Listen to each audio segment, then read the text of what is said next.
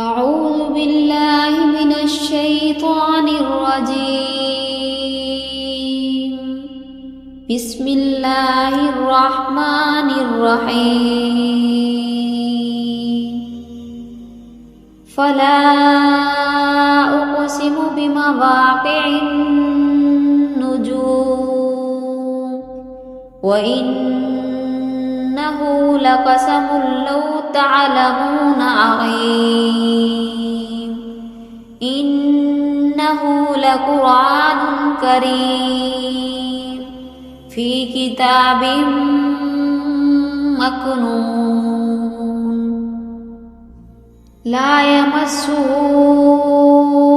إلا المطهرون تنزيل من رب العالمين.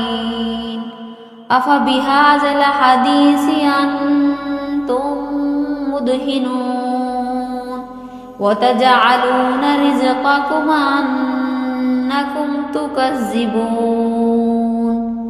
فلولا إذا بلغت الحلقوم وأنتم حينئذ تنظرون ونحن أقرب إليه منكم ولكن لا تبصرون. فلولا إن كنتم غير مدينين ترجعونها إن كنتم صادقين. فأما إن كان من المقربين فروح وريحان وجنة نعيم. وأما إن كان من أصحاب اليمين فسلام لك من أصحاب اليمين.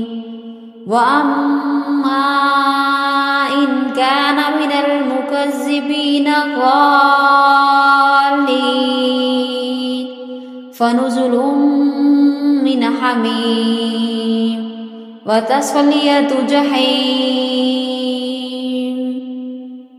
إن هذا لهو حق اليقين. فسبح باسم ربك العظيم. صدق الله العظيم.